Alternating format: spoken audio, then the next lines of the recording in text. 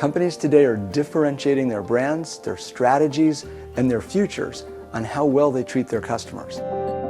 Let's start off with a definition of customer experience.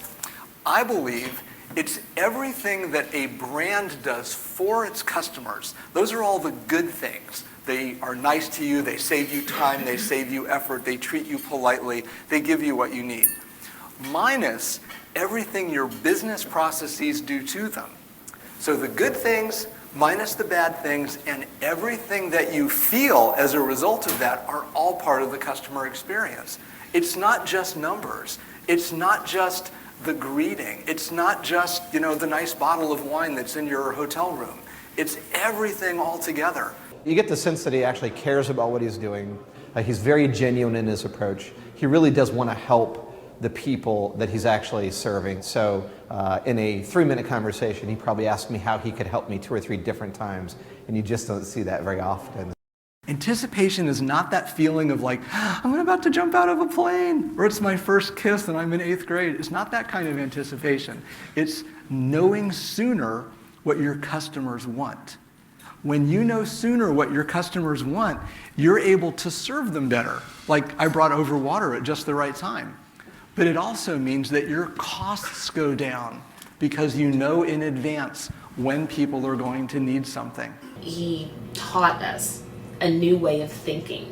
He taught us how to shift our way of being so that it could continue to add value to us in the future. I'd like you to imagine that it is okay to think a little bit differently about business, that it is okay not to focus only on making profit, but it's a good idea to think about how you can use the resources of your business to create value for your customer. Steve Jobs had a saying very much like Disney, and he said, start with the experience and work your way back into the business.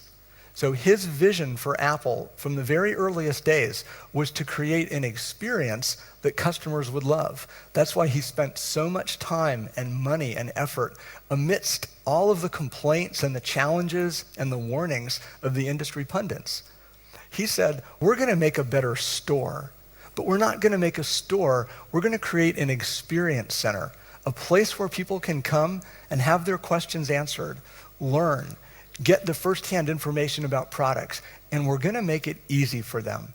We've just had an awesome hour with Mike Wittenstein, who's been evangelizing the Appleization of retail to all our members.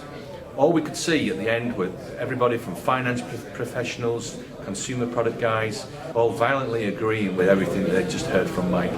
What works now is putting the customer at the front of your business, truly in the center of your business, and focusing as much of your value creation effort on them as possible. At the end of the year, if you can show that you've created more value for your customers than you've earned, your brand will be amazingly more valuable.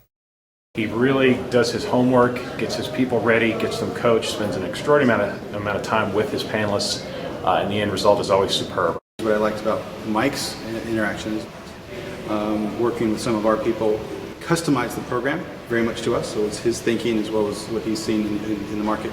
You can't manage your own brand. Your customers do that for you. You earn your brand from your customers. It's the experience that you give them. That turns into the stories that they share about you. Today, no matter what kind of business you're in, you need to understand all of the new and innovative ways that Mike shares for keeping the customer focus close to your business need. We designed the drive-through experience of the future, and we use storyboards to do it. Lots of conversations about what could technology do, what would customers want, how would restaurant operations be impacted, but the storyboard of the future is what tied everything together, and it made the management presentation sing so sweetly. They loved it.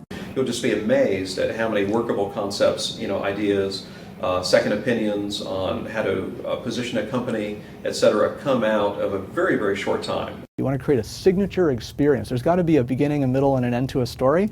The story is a reflection of your experience. Your experience has to have a beginning, a middle, and an end. There should be a signature way that you start to work with clients and that you finish, and something really cool that you do in the middle. Think about all those things in terms of the emotional journey that your client's having. Give them the stimulus to be able to make a really good decision about who you are, what you do, how you do it, because that's the story that they're going to tell their friends and family.